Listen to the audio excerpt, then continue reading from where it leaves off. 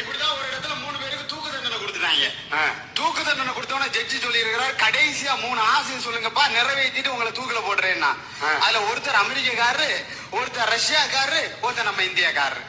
அமெரிக்காக்காரரை கூப்பிட்டு உங்களோட ஆசை என்னன்னு கேட்டிருக்காங்க. அவர் சொல்லி இருக்கிறாரு, உலகத்திலே உயர்ந்த மதுபானம் எனக்கு வேணும்னு குடிக்க கொடுத்திருக்காங்க. அடுத்த ஆசை என்னன்னு கேட்டிருக்காரு, உலகத்திலே சிறந்த சாப்பாடு எனக்கு வேணும்னு சொல்லி இருக்கிறாரு, அதுவும் கொடுத்திருக்காங்க. 3வது ஆசை என்னன்னு கேட்டிருக்காரு. அவர் சொல்லி இருக்கிறாரு, என் நாட்டோட முன்னாள் ஜனாதிபதி ஆபிரகாம் லிங்கனோட சமாதி பக்கத்துல என்ன புதைச்சிருங்க என்றாரு. தூக்கி புதைச்சிட்டாங்க. அடுத்து ரஷ்யாக்காரரை கூப்பிட்டுருக்காங்க, உங்களுக்கு ஆசை என்னன்னு கேட்டிருக்காங்க. அவர் சொல்லி இருக்கிறாரு, உலகத்தையே பிளைட்ல ஒரு தடவை சுத்தி வரணும்னு கூட்டிட்டு போய் காட்டினாங்க. 2வது ஆசை என்னன்னு கேட்டாரு, உலகத்துல உள்ள சயின்டிஸ்ட் எல்லாம் ஒரே இடத்துல பாக்கணும்னாரு, நிறைவேற்றுறாங்க. 3வது ஆசை என்னன்னு கேட்டாரு, என்னோட புரட்சியாளன் லெனினுக்கு கல்லறை பக்கத்துல என்ன புதைச்சிருங்க, புதைச்சிட்டாங்க. 3வது நம்ம ஆளை கூப்பிட்டாங்க. வந்தாரு இந்தியாக்காரர், வந்து நீதிபதி முன்னாடி நின்னாரு. நீதிபதி கேட்டாரு, உன்னோட ஆசை என்னப்பான்னு. அவர் சொன்னாரு, சீசன் மாம்பழம் ஒரு கூட நிறைய வேணும்னு.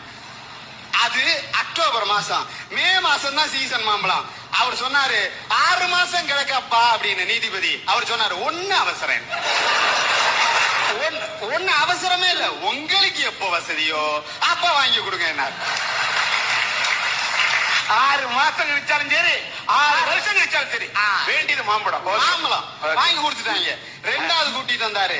2வது ஆசை என்னன்னு கேட்டாரு, உச்சி குளிர்ல ஊட்டிக்கு ஒரு உல்லாச பயணம் போகணும்னாரு.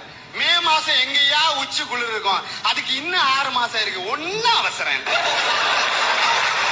உங்களுக்கு எப்ப முடியுமோ அப்ப கூட்டிட்டு போனா போதும்னாரு. 6 மாசம் ஓட்டாரா. 3வது கூட்டிட்டு வந்தாங்க. உன்னோட இந்த தடவை முடிவு பண்ணிட்டாங்க, முதல்ல முடிவு பண்ணிட்டாங்க.